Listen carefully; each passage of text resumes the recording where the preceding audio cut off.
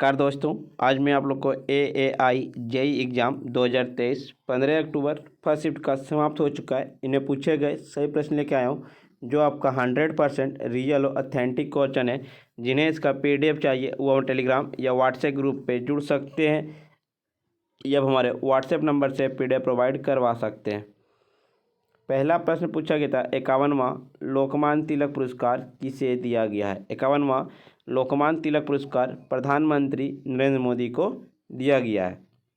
लोकमान्य तिलक राष्ट्रीय पुरस्कार लोकमान्य तिलक ट्रस्ट के द्वारा 1983 ईस्वी में लोकमान्य तिलक की पुण्यतिथि 1 अगस्त को प्रतिवर्ष दिया जाता है। NAPS का फुल फॉर्म क्या होता है? राष्ट्रीय शिक्षुता संवर्धन scheme, national apprenticeship promotion scheme. एक पूछा गया था वर्तमान में वायुसेना के एयर चीफ मार्शल कौन है, तो वायुसेना के एयर चीफ मार्शल विवेक चौधरी हैं। मुख्यालय नई दिल्ली। वायुसेना का स्थापना 8 अक्टूबर 1932 ईस्वी को हुआ था।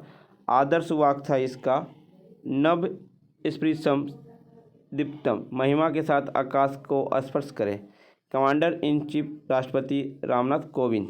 तो अभी commander in chief Droupadi Murmu हो जाएंगे वर्तमान में। Chief of defence staff CDS lieutenant general Anil Chauhan, ये सेकंड CDS है। लाइट हाउस उत्सव किस राज्य में मनाया जाता है? लाइट हाउस उत्सव आपका गोवा राज्य में मनाया जाता है। गोवा का पहला लाइट हाउस उत्सव गोवा के सुरम्य राज को रोशन किया। केंद्रीय बंदरगाह, शिपिंग और जल मार्ग मंत्रालय द्वारा आयोजित यह महोत्सव पूरे भारत में 75 लाइट हाउसों को है।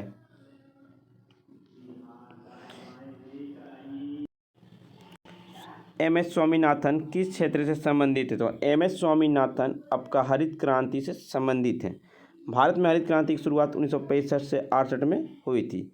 MS स्वामीनाथन को भारत में हरित क्रांति के जनक के रूप में जाना जाता है।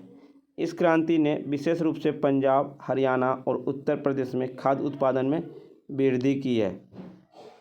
भारतीय हरित क्रांति नॉर्मन बोरलॉग के द्वारा शुरू की गई बड़ी और वैश्विक हरित क्रांति का एक हिस्सा थी।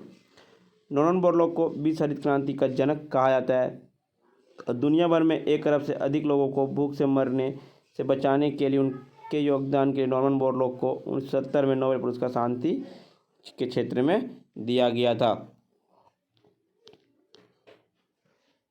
निम्नलिखित में से कौन सा देश आसियान का सदस्य नहीं है? भारत सदस्य नहीं है, दक्षिण कोरिया सदस्य नहीं है।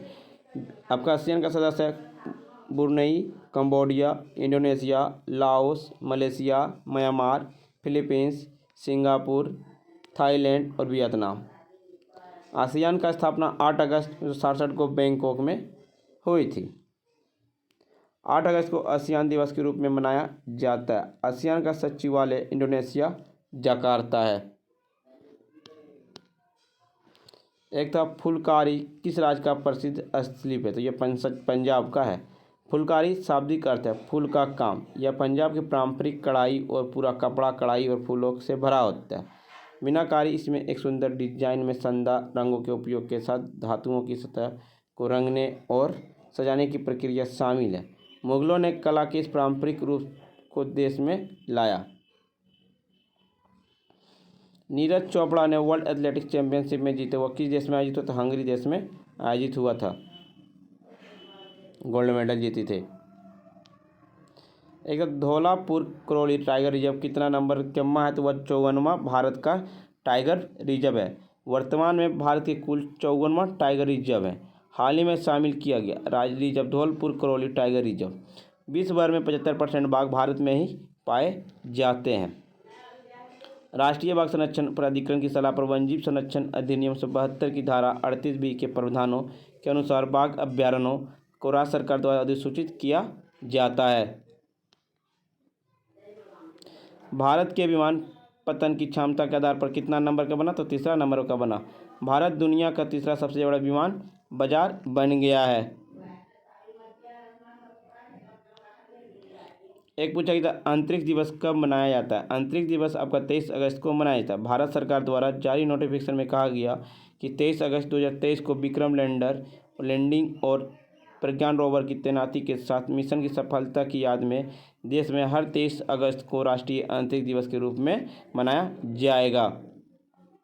विश्व अंतरिक्ष सप्ताह दिवस आपका हर साल 4 से 10 अक्टूबर में मनाया जाता है।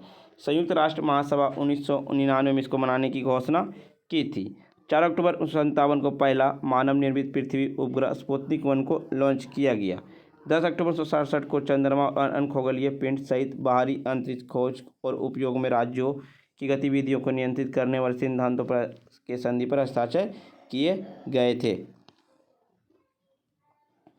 अंडर कुश्ती में गोल्ड मेडल किसने जीता? तो भारतीय पहलवान प्रिया मलिक ने इतिहास रचते 2023 के अंडर 20 विश्व कप में स्वर्ण पदक जीत लिया। डिजिटल लाइब्रेरी उद्घाटन कब हुआ? 2016 में हुआ था, राजस्थान में। पश्चिमी घाटा का पठार से संबंधित क्वेश्चन था, तो ये आपका केरल हो जाएगा। रूमी दरवाज़ा कहाँ स्थित है? तो रूमी दरवाज़ा आपका लखनऊ में स्थित है। लखनऊ को नवाबों का शहर भी कहा जाता है। रूमी दरवाज़ा को तुर्की गेट के नाम से भी जाना जाता है, जिसे नवाब असफ उद्दौला ने बनवाया था। इसे वर्ष 1784 ईस्वी में बनाया गया था। 60 फीट का विशाल द्वारा बड़ा इमामबाड़ा छोटा इमामबाड़ा के बीच स्थित है। यह अवधी वास्तुकला का एक उदाहरण है। अवधी कला संप्रदाय मुगल कला संप्रदाय को संरक्षित करने के लिए एक प्रयास है। एक प्रश्न पूछा गया था, निर्यात तैयारी स्तंभ से संबंधित था। समुद्री निर्यात 95%। रूमी दरवाजा से बता दिया गया है।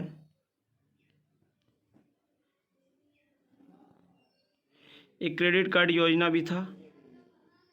गोपाल रत्न पुष्पधारी डैम से हवाई अड्डा इंफ्रा प्लस निर्यात उपरोक्त सभी था। एक था सर्वोच्च कानून अधिकारी अटॉर्नी जनरल से संबंधित प्रश्न था। एक था मतदान व्यय सीमा लॉर्जर राज 95 लीटर। एक था अमृत शेरगिल का दर्द नहीं हो रहा है।